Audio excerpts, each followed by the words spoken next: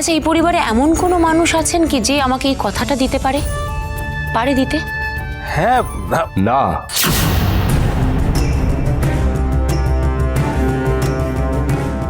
না কাকিমা, না মানে এ বাড়ির কেউ আপনাকে এই কথা দিতে পারবে না কাকিমা। একটা কথা আছে, অজ্ঞানে করে পাপ, জ্ঞান হলে মনস্তাপ। না, আমি জানি যে আপনারা অজ্ঞানে ভুলটা করেছেন, কিন্তু তাই বলে আবার করছেন। পূজা এই বাড়িতে আবার ফিরে এসে তো ভুল করছে, আর আপনি চোখ খুলে সেটা দেখছেন। এই সোমনাথ, এই ভুলটা তো তুই করছিস। এসব কথা বলে না, তুই কিন্তু মস্ত বড় ভুল করছিস। তুমি চুপ করো তো। তুমি না সবটা ঠিকঠাক জানো না, তাই ভুল বুঝছো।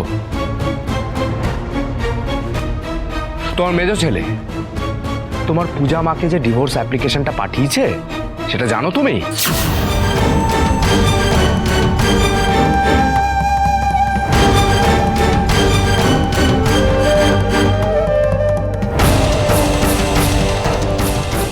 কি বলছিস তুই? কি সেটাই তো বলছি। একবার ভেবে দেখো, যার নিজের স্বামী নিজের বউকে নিজের কাছে রাখতে চাইছে না, তাকে আমরা কিভাবে ভালো রাখবো? হ্যাঁ, তুমি কাকিমাকে বলো কি করে চিন্তামুক্ত করবে, আর এরপর পূজার দায়িত্ব তুমি কি করে নেবে? পূজা কোনো বাচ্চা মেয়ে নয় যে তার দায়িত্ব কাউকে নিতে হবে, আর কোনো খেলার পুতুলও নয় যে তাকে নিয়ে যে যেভাবে পারবে খেলবে।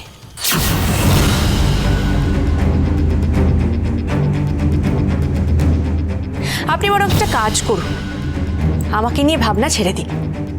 তার চেয়ে বরং যাকে নিয়ে ভাবলে আপনার জীবনে লাভ আছে তাকে নিয়ে ভাবুন। শুধু কি সোমনাথদার ভাবা উচিত দিদি?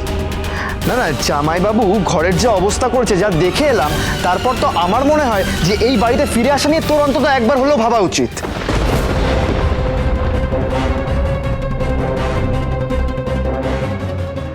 এই চুপ করতে বলতে দে। কেন, ঘরে কি হয়েছে? কি করেছে মহারাজ? ছাড়ো না মা, তার চেয়ে শোনো বরং। না না, ছাড়বে কেন? ছাড়বেটা কেন? না মা, আমি তোমাকে বলছি কি হচ্ছে শোনো। ঘরে ঢুকলাম, দেখি চারিদিকে বই খাতা জিনিসপত্র সব ছড়ানো, আর খাটটা জানো, খাটটা একদম পুড়িয়ে দিয়েছে। তারপরে আমরা সবাই মিলে বই ফইগুলো সব গুছিয়ে যতটা পারলাম করলাম। সে কি ডেঞ্জারাস দৃশ্য!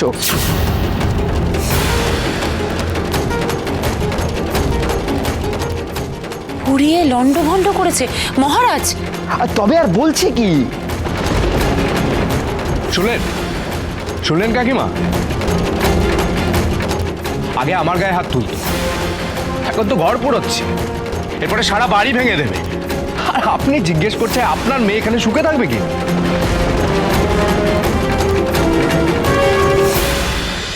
উড়ান সোম থেকে রবি প্রতিদিন রাত ৮টায় স্টার জলসায় ও ডিজনি প্লাস হটস্টারে।